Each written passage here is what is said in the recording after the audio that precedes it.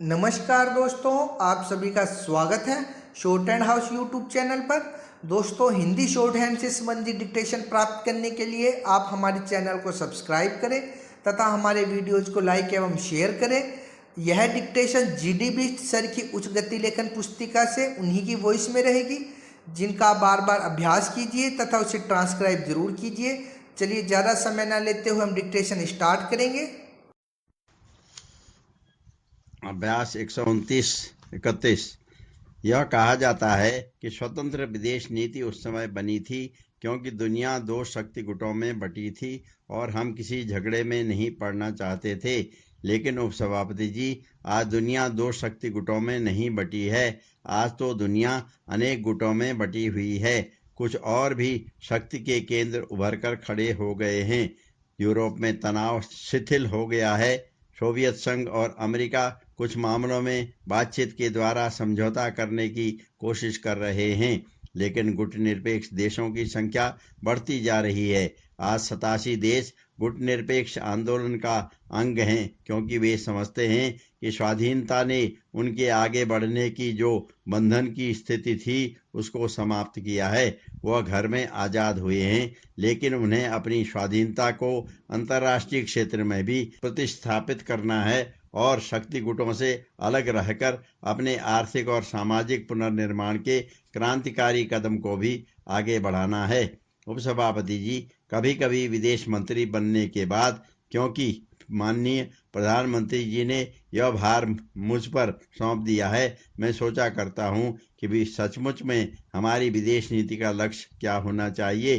अंतर्राष्ट्रीय शांति की स्थापना या एक नई अर्थव्यवस्था की रचना या संपूर्ण निरस्त्रीकरण या सारे संसार में मानवाधिकारों की स्थापना या रंग भेद का उन्मूलन, ये लक्ष्य अपने आप में महान हैं और हमारी विदेश नीति के उद्देश्यों का और इन लक्ष्यों का कोई विरोध नहीं है। लेकिन मैं समझता हूँ कि प्राथमिक काम है भारत के उदात्त हितों का संरक्षण और संवर्धन करना। भारत की सीमाएं सुरक्षित रहनी चाहिए। भारत अखंड और अक्षुण्ण रहना चाहिए।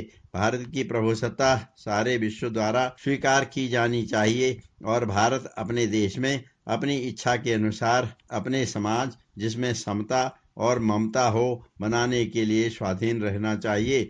लेकिन ऐसा भारत ऐसे संसार में ही बन सकता है जिस संसार में शांति हो और वह शांति न्याय पर आधारित हो। वह शांति किसी की भूमि पर जबरदस्ती कब्जा करने की वृत्ति में से नहीं निकलेगी।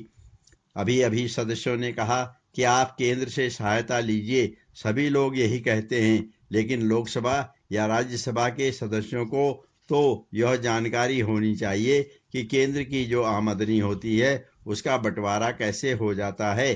तो आपको यह मानना चाहिए कि छठे फाइनेंस कमीशन ने जिस तरह से इंडिविजुअल सरप्लस जो यहाँ का है उसका बंटवारा कर दिया, जितना हुआ उसका तो राज्यों में बंटवारा कर दिया जाए तो केंद्र देगा कहां से। इसलिए छठे फाइनेंस कमीशन ने यह प्रयत्न किया कि जब इस तरह की कोई दैवी दुर्घटना हो जाए, नेचुरल कैलेमिटी हो, तो उन्होंने हर राज्य के लिए कुछ मार्जिन मनी रखा कि तत्काल उससे राहत का काम शुरू कर दिया जाए और उसके बाद राज्य सरकारें केंद्र के पास एक मेमोरेंडम भेजती हैं और वह मेमोरेंडम दो राज्यों के बीच का पत्राचार है, उसको भी समझना चाहिए। अगर कोई प्रति उसकी सदन में रखें या अखबार में प्रकाशित कर दें तो उसे अनिष्ट होने की संभावना है, क्योंकि उसमें बहुत सी ऐसी बातें होती हैं जिनको जाहिर करना उचित नहीं होगा। तो यह मैं कहूँगा कि यह हमारी परंपरा है कि अगर कहीं पर अतिवृष्टि या अनावृष्टि या बाढ़ या सूखे की वजह से संकट की स्थिति पैदा हो जाती है तो वहाँ की सरकार एक मेमोरेंडम बना करके हमारे यहाँ भेजती है और मेमोरेंडम आ जाने के बाद हम यहाँ से कुछ केंद्रीय अधिकारी भेजते हैं। इसमें कृषि मंत्रालय के भी अधिकारी होते हैं, प्लानिंग कमीशन के होते हैं, फाइनेंस मिनिस्ट्री के होते हैं। वह जा करके स्थिति का अध्ययन करते हैं और अध्ययन करके रिपोर्ट देते हैं। रिपोर्ट मिलने के बाद यहाँ पर एक हाई पावर कमेटी बनी हुई है, वह देख करके फैसला करती है कि कितने रुपये की आवश्यकता है, और जो कुछ रुपया दिया जाता है वह तो उसी राज्य की जो पंचवर्षीय योजना है उसमें एडवांस के रूप में दिया जाता है। उसका कारण यह भी है कि प्रयत्न किया जाता है कि राहत का जो कार्य हो उसको विकास के काम के साथ समन्वित करके किया जाए, लेकिन कभी कभी ऐसा करना मुश्किल हो जाता है।